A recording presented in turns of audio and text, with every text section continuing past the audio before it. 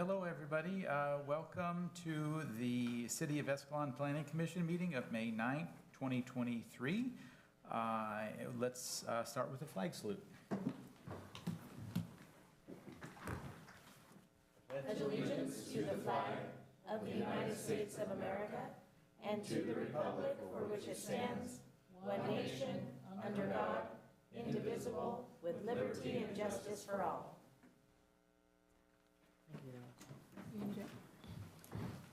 All right, a roll call, please. Commissioner Dunbar? Here. Commissioner Van Dyke? Here. Commissioner Willis? Here. Vice Chair Castellanos? Here. And Chair Sarkozy. Here. So please note all cell phones, pagers, and similar devices need to be set on silent or vibrate mode or turned off unless you are an on-duty emergency responder. We also have the live streaming of the Planning Commission meeting on the YouTube channel. Let's see, we'll move to the consent calendar, which is the approval of the minutes from the special meeting of March 21st, 2023. Are there any comments from the commissioners or a motion to approve? I move to approve the minutes. I second. Okay, we have a motion and a second for the approval of the minutes from the special meeting, March 21st, 2023. All those in favor say aye. Aye. All those against? And I will abstain since I wasn't there.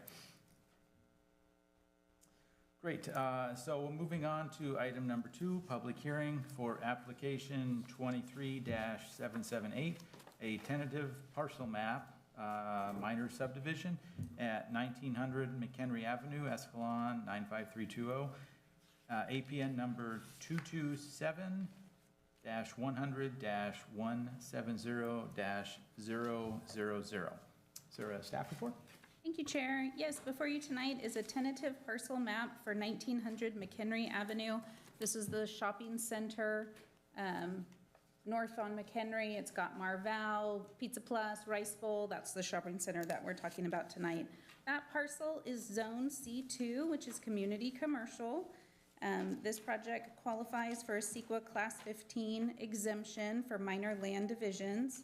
And if the project's approved, staff will file a notice of exemption with the county recorder's office. And staff's recommendation is to conduct a public hearing tonight and approve the tentative parcel map subject to the completion of the conditions of approval.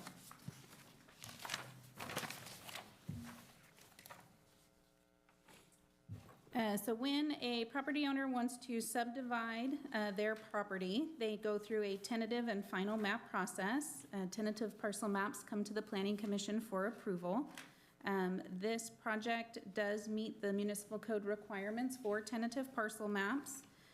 They're seeking to divide their 5-acre commercial shopping center into 5 parcels and 1 common space lot that has the parking lot. And below is a chart that describes the different parcels shown on the tentative parcel map, its lot size, and then its current use. Most of the parcels are currently built out with commercial suites. Some of the suites have empty shell space, no business currently in them. Parcel 5 would be current vacant land, and then Lot A would be the parking lot, the driveway, the landscaping, trash enclosures, everything that's not the buildings. This tentative parcel map, dividing it into 5 separate parcels and 1 common space lot, has no effect on the current zoning. All zoning stays C2, community commercial, and no new buildings are proposed as part of the project. This is simply dividing 1 lot into 5 parcels and a common lot. Below is Escalon Municipal Code Section 1603-070.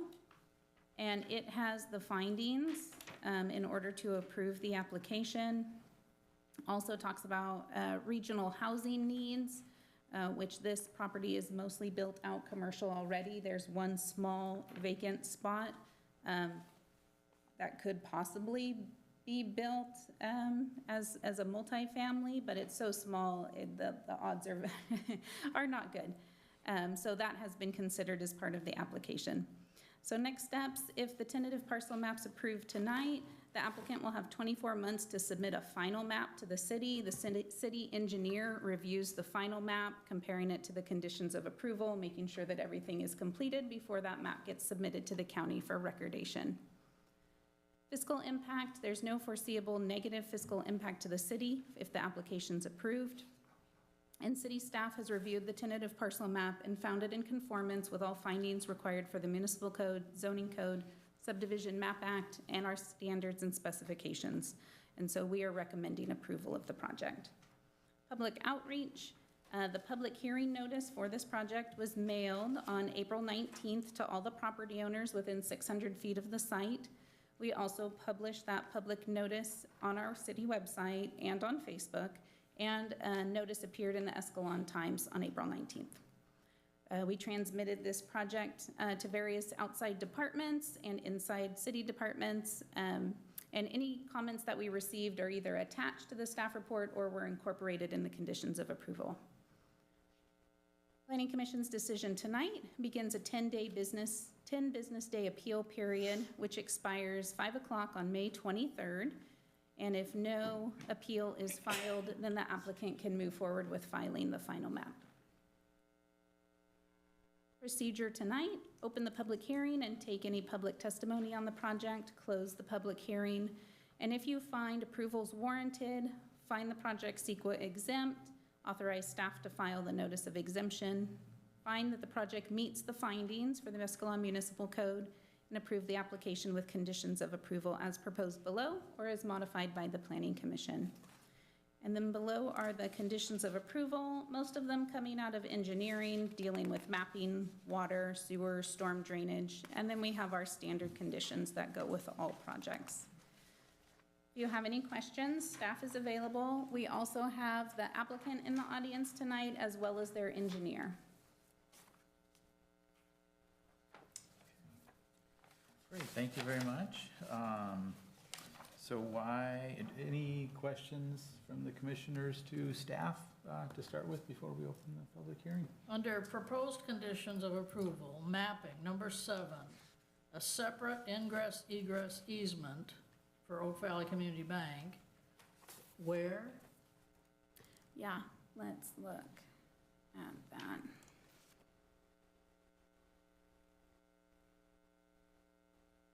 So back when this was developed, so here's the entrance, if you can see the little mouse wiggling, here's the entrance off McHenry. When the property was developed originally, an easement was supposed to occur going in the driveway and then down to Oak Valley Community Bank. That wasn't actually recorded. We have record that it was supposed to be recorded. It wasn't actually recorded. So as part of this mapping exercise, they're going to take care of that and record that easement. Because Oak Valley Community Bank doesn't have direct access to McHenry, they need to get it from that driveway. Okay. A couple of questions. First question is, item number 10, separate water meters. I'm assuming that this proposal to split the 5 parcels, separate parcels, will not have any underground work going on the site? Anticipated not. The applicants have done some investigations and it appears that each of the buildings currently have their own water meters that they're already separated. What about sewer? I'm not quite sure on that, but it would be required as part of the map. And then I noticed that there was another condition about a storm drain. Since that's already been asphalted, I'm assuming that's got to already exist.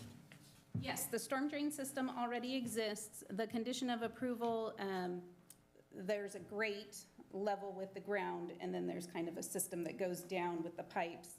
And what projects are having to do now to comply with the city's storm drain permit through the state is they have to put in a filter. It kind of drops in that existing manhole, and it filters out, gasoline, oil, things like that, trash.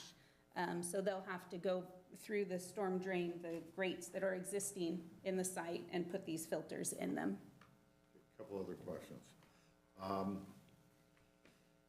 Is the city gonna require each parcel to meet the parking requirements, or is the applicant proposing that there is going to be a reciprocal parking throughout the whole complex?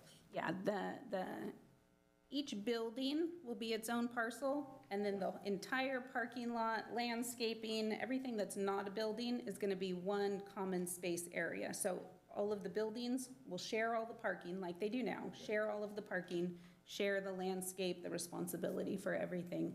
So there will not be assigned parking, that these parking spaces are for this building, these parking spaces are for that building. It's continued to be shared as it is now. And they will record an agreement stating such. The other thing is they would record some sort of agreement, would there be reciprocal ingress, egress easements through the whole property?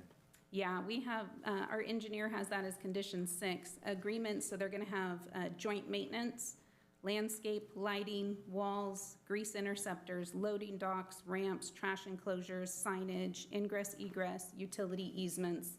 Those are all the things that the buildings are gonna share, and so they will record an agreement stating such. Okay, so the condition of improvements, a lot of them are just standard even though they exist right now.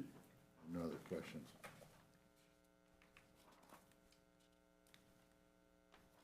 Commissioner Van Dyke, any questions? He covered them. No, I'm going to let you go first. Commissioner Dunbar, anything for staff? Well, I'm not sure, no, I don't have anything for staff except for maybe a clarification on the signage. I must have missed that when I read past it. Do we anticipate any additional signage, or are they going to stick with the current signage, which kind of incorporates everybody? I mean, you know, there's space on that sign. You'll want to ask the applicant. They haven't indicated to me any changes in signage. On the McHenry frontage, there's that big pole sign, and it's got the different businesses listed on it. That is going to be part of the shared improvements. I'm not sure if they're anticipating to change anything with that as part of the project, but. I will then. Good, good. I will hold back. That's the only question I had that wasn't already covered. Great, thank you. And just following up on number 7 about the easement, so that's just simply a recording, nothing's happening physically? Correct. Okay, perfect. Okay, great. With that, why don't we open up the public hearing at 6:45? And any questions? I'm assuming this is the applicant and the engineer? Good evening, Commissioners. My name is Joshua Mann. I'm with Mid-Valley Engineering, 1117 L Street, Modesto, California. With me tonight is Mr. Marvin Dole. He is representing the property owner. I guess I'm just here to answer any questions you may have. Sounds like there may be a question on signage. And if I could just hit on that real briefly. There's no plans currently to change any of the signs. I guess the one exception to that would be there is a vacant pad or parcel. So, you know, foreseeing that, if that were to develop, obviously we may put an additional sign up there or incorporate into the existing sign. But I think anything proposed obviously would have to meet the city's sign code as well.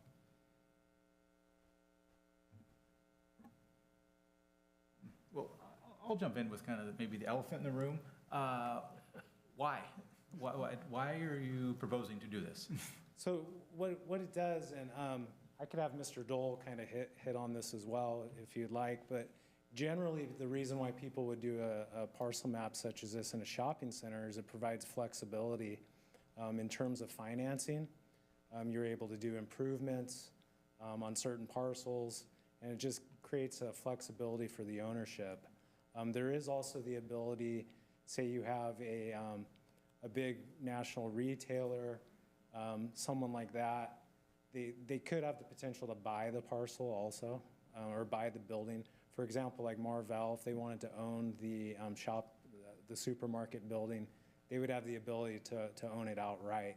And that provides additional flexibility for the business owner themselves. Great, thank you. Sure.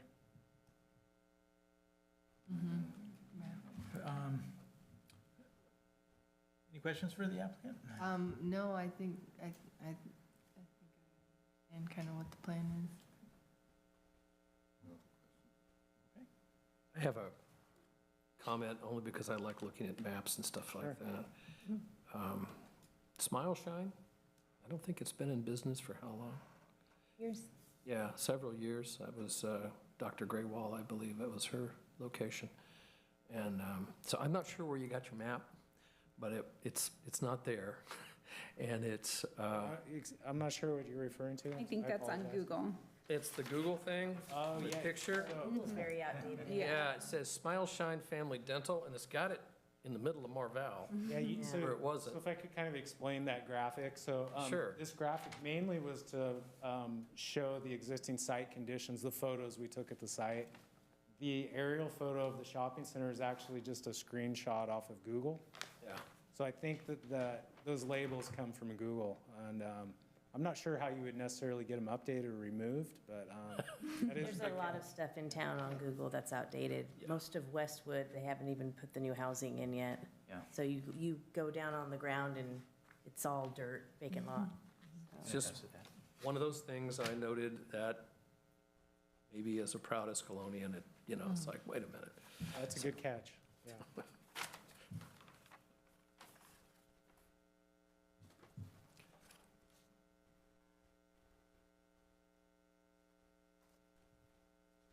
Wilson?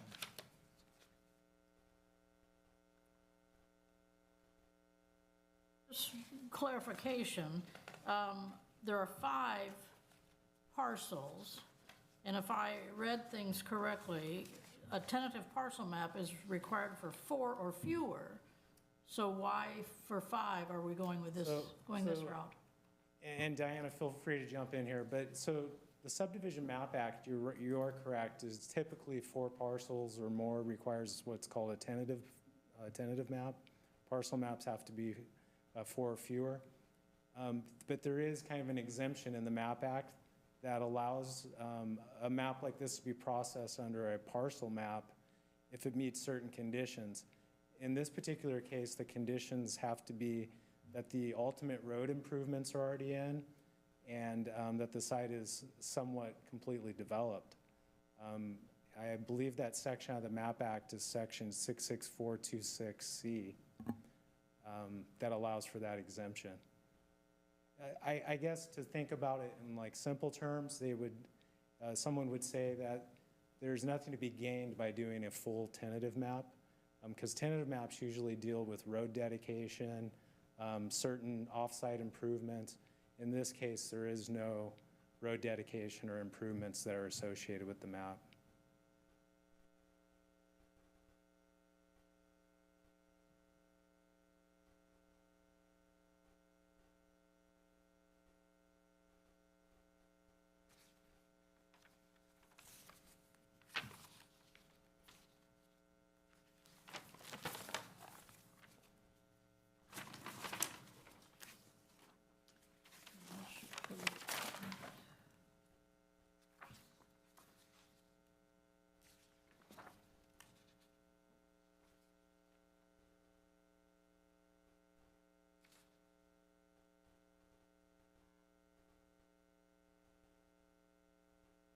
This may be more of a question to staff, but I'll bring it up to representing the property owner as well. I've noticed, when we're talking about signage, there's some temporary signage out there still that says businesses open, back from the pandemic. And I've always thought that is a little bit obtrusive when you're looking towards the right, leaving that subdivision, or leaving that retail center. Maybe that's something that could be looked at. Yeah, I felt that too sometimes when you're trying to exit left and you're looking right. It makes it a little hard to see oncoming traffic. It might be time for that sign to come down. As a matter of fact, I also am a proud Escalonian. I grew up in Escalon, went to Dent, graduated from high school here, and then the city asked me to leave. So I went off to Sacramento and then Arizona and to Africa, lived there for 11 years, and then came back. So I am, I guess, emeritus Escalonian, as Mr. Dunbar suggested. Relative to the sign, yes, that's not a problem, we'll take it down. That was put up there particularly for the COVID thing, because there were so many people who were concerned about the businesses not being open. And so we took that, we put that up there to help our tenants. Relative to the signage, there will be some change in the signage. Change will be just the names on the sign that currently exists. Because we'll have new tenants. We're working on some new tenants, by the way, which should warm the cockles of your hearts, you know. We're working, as a matter of fact, pretty hard on it. As to, I think the question came up, why? I think it's a good question. And I look around the city council and I look at the members of the administration, and I'm old enough to be your father or your grandfather. And that's not funny. So anyway, actually the reason for doing this is estate planning. And we have no intention, no plans at all of selling anything, unless you want to come along and offer a big price. But right now, there are no plans at all selling. We like the shopping center. We love our tenants, and we don't want to keep them, as a matter of fact. So I hope that answers your question. And as far as the sign's concerned, you know, we'll take it down. It's not a problem. Unless you want to keep it up. It's up to you. No, that's. We put it there for a reason. Yeah. Oh, totally understand the reason. No, and I appreciate. COVID was pretty bad. It was. Just about did me in, by the way. It tried very hard. No, I appreciate the businesses staying open. I'm over in Marvell's, unfortunately, probably at least once a day. I'm sure they appreciate it. Any other questions that I can answer, that our engineer cannot answer? Thank you. Thank you. Thank you. Okay, so why don't we I'll just ask if there's anybody online who has any comments. And the answer is no. So we will close the public comments at 6:54. And at that point, any other comments from the commissioners or motion to approve or approve with? I'd like to make a motion to approve. And in your motion, on your screen, if you could look at number 3, and it'll kind of have the different items you need to put in your motion. Okay, so, to find the project CEQA Class 15 categorical exemption under Section 15.315, minor land divisions, and authorize staff to file the CEQA notice of exemption. Find the project meets the energy conservation findings in EMC 16.02.300 and meets the requirements in EMC 16.03070. Approve the application with the conditions of approval as proposed below. Second it. Okay, so we have a motion and a second. All those in favor, say aye. Aye. All those against? Okay, motion passed, Thank you. 5-0. Thank you. Thank you. And you're welcome to stick around for some interesting conversation, but otherwise, thank you for the business at the shopping center. We appreciate you.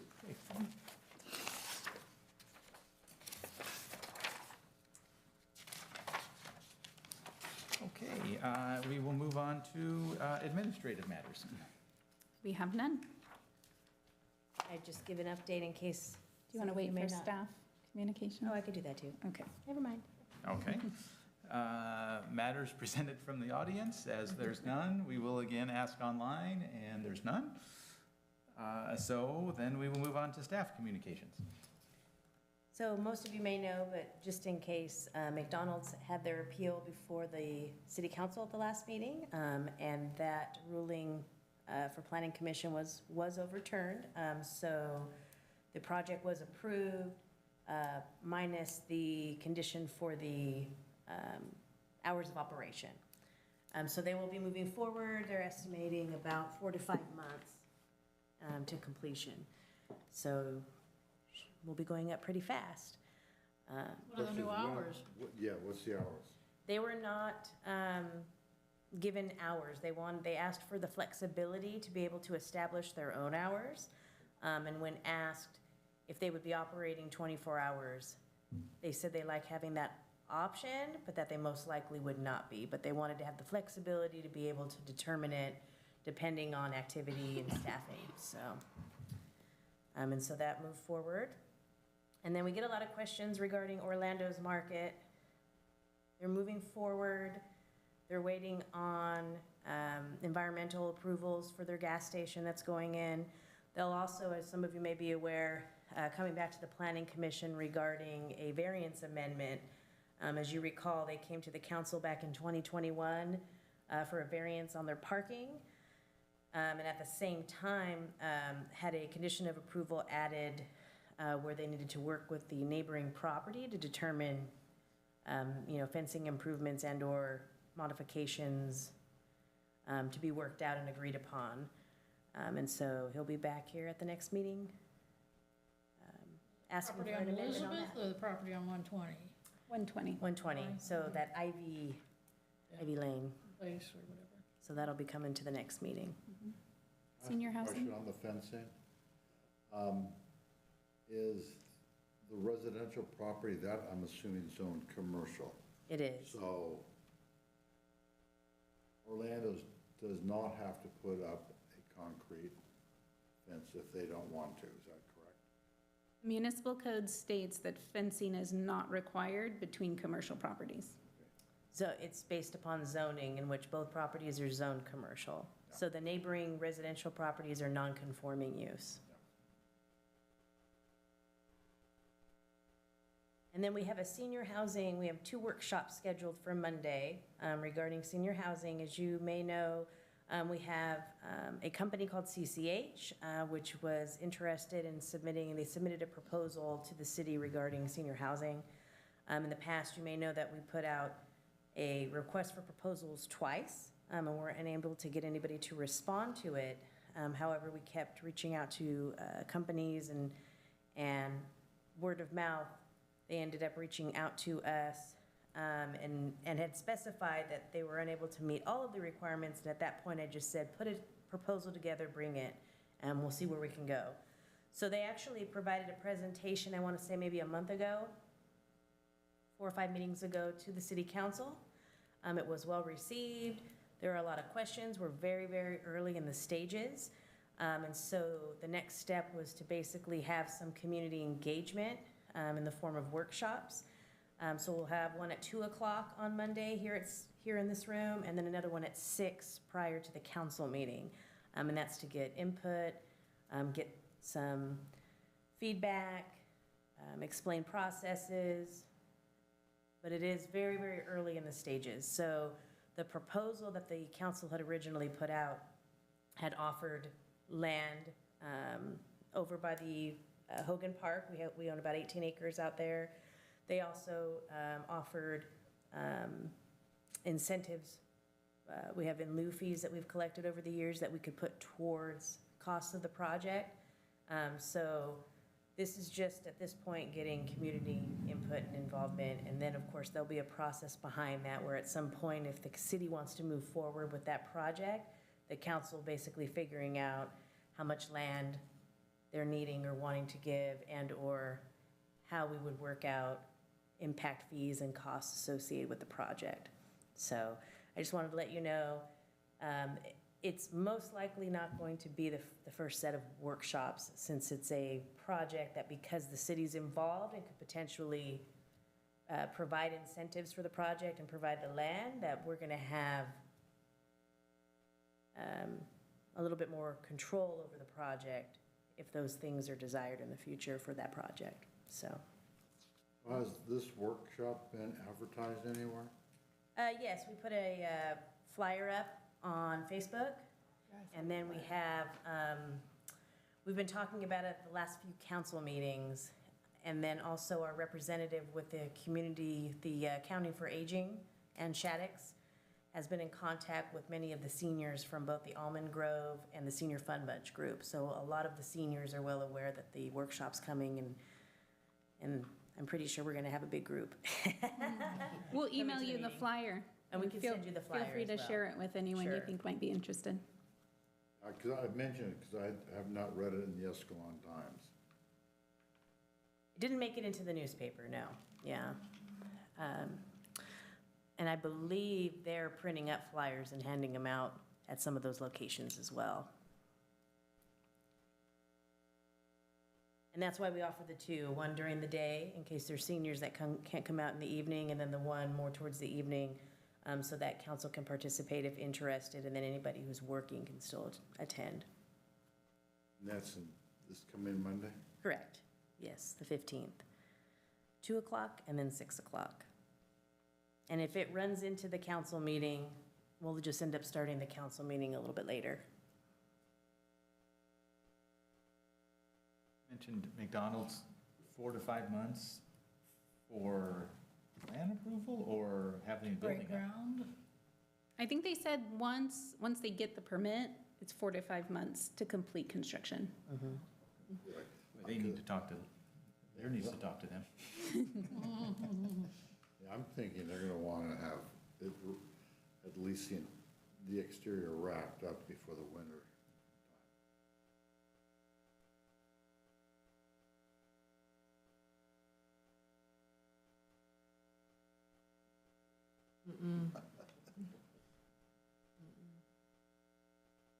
All I have?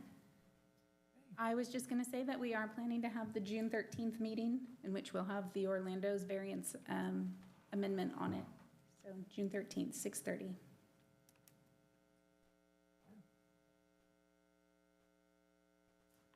All right, why don't we start with Commissioner Communications down this end? Commissioner Van Dyke? Castellanos? Let me go last. Okay. Commissioner Dunbar? Yes, with McDonald's having been approved by the city council, I felt compelled to say that I thought the work of staff, the input from the citizens, and the deliberations of this commission made it a better project. I think we had, was it 18 requirements that we asked them to meet, and they embraced 17. The 18th, they did not. They appealed, and their case won. But I also commend McDonald's for not only embracing the 17 conditions that we put on their application, but embracing them enthusiastically in some cases. So, and I think the community participation was absolutely key to that. But I think it works up and down from the neighbors to the staff to this commission. So I'm a very new member, but I was gratified to see the system work like it was supposed to work, at least in my estimate. I agree, they showed a lot of flexibility, they weren't confrontational, they very accepting. Can't say that about everybody else that was here, but they were, even though they knew what they wanted, they didn't, they were willing to accept, our decisions. That was nice.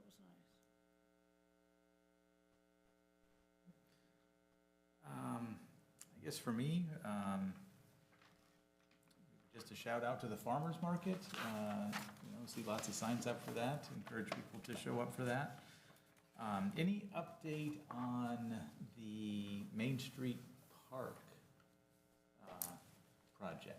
Main Street Park project, that is currently in plan design through the engineering team. We should see plans probably within the next month or two, kind of like a staff draft to go through notes and make sure everything's on the right track, but it is moving forward. And that wouldn't come to us for anything, I would assume, right? Correct. And it's also going to be later in the year, because we have a lot of events that take place July, August, September, and nobody wants those events to be affected, which we agree with. And so it'll be after the car show, after Park Feed, all of these things that happen, to make sure we don't step on anybody's toes or cause any issues down there when we have lots of stuff going down there at that time of year. good call. Okay. Back to you. I don't know if this is the right forum to express this, but we have just lost a couple of major revenue streams for the city. You know, Ford, True Value, I read that I guess the Chinese market in Paddock Villages are going to be closing. What is the city looking at ways to try to recapture some of those lost revenues? So that's kind of a difficult question because we don't have a lot of residential development in town, and so a lot of businesses that would generate significant sales tax value, like a Ford dealership and things like that, typically look for rooftops. So in the past, Diana and I have done a lot of contacting other companies and businesses to try to lure them into town, and a lot of their market analysis want so many rooftops, so many population.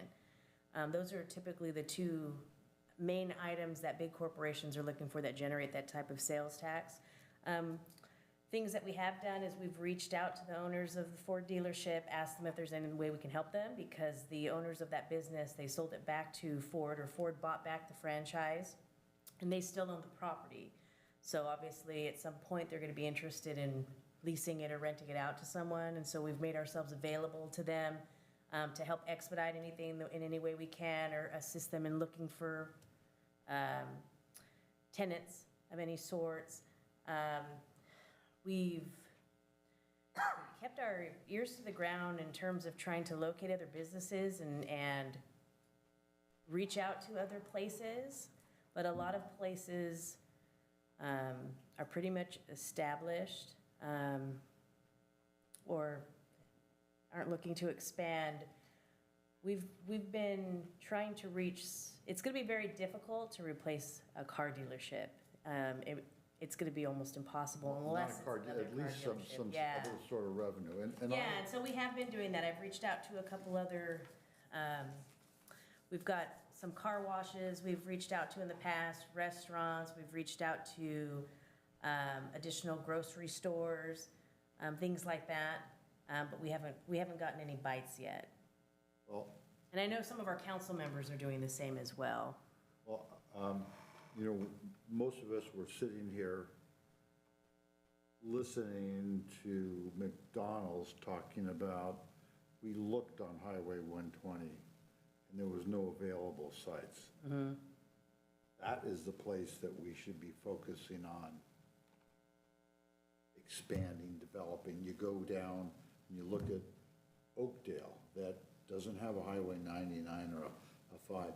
You know, you make a left turn heading up to Sonora, and all the way down, there's development on either side. You know, that's where I think we need to look at. Residential housing, you know, it pays for itself for the first year or so, then it's a financial drain. Yes. So that, you know, we need to look at something to, you know, and in this, the economic times with high interest rates and everything else, it's gonna be a challenge, but, you know, we lost a big nut with Ford leaving, and We did, it's gonna yes. really, you know, tie our hands on what we can do going forward unless we figure out ways to generate some additional income.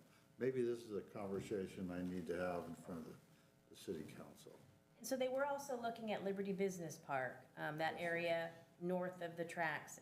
And we did have some members that were interested in the city taking that step forward and paying for the utility connections to cross 120 so that property owners would be able to develop there. And so where we ended up landing with that is that area has always had multiple property owners. And it doesn't appear that all of them are in agreement. Some want to develop, but ones that have the most land are not interested in selling or developing, which puts a a wrench in the process. And so at this time, council hasn't asked staff to continue looking at that, but we were looking at how much it would cost feasibility-wise to do a feasibility study, do some type of market analysis to see what we would be able to attract. And it is difficult to, there's mixed feelings on that. There's people out there that feel like, you know, $1.5 million is a small price to pay to get the utilities in and get and get buildings and businesses going. But a lot of emphasis was put on the fact too that you need certain types of businesses to move in there, and over half, I believe, of the Liberty Business Park is industrial, which industrial does not bring in sales tax. You would get some property tax on buildings, but very, very small amounts of property tax, and so there was some concern in that area as well. So I just don't think they were ready. And then there's no guarantee that businesses are actually going to move forward, so you run into that concern that possibly you put that money in and nothing still happens, or you still have some developers interested in developing and the other ones who aren't, and they still can't move because they don't want to front those costs for the whole development. So Can't you do a shared development where the city comes in with the expense, and then as it gets developed, you pay your share, the next person comes, you know, you pay your share?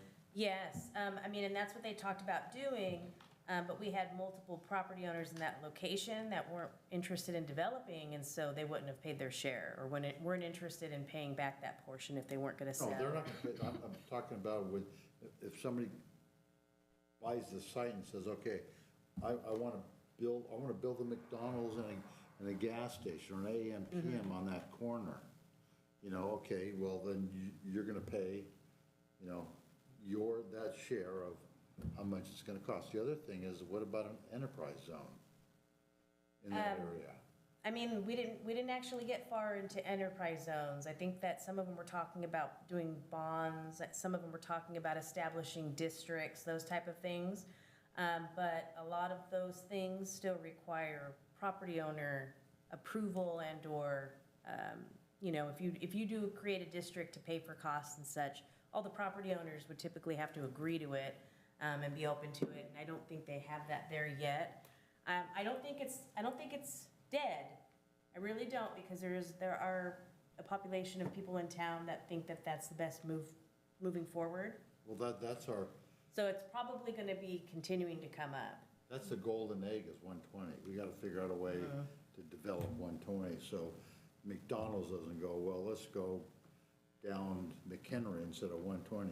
I know they would have preferred to be on 120. There's no doubt. Yeah, and that's kind of the only area that's really left, because this area off of 120 and Brennan is residential. The auction yard area is medium density. Yeah. Then there's a 2-acre lot over here off 120 that's vacant, a corner lot, and then a couple lots down, there's another one.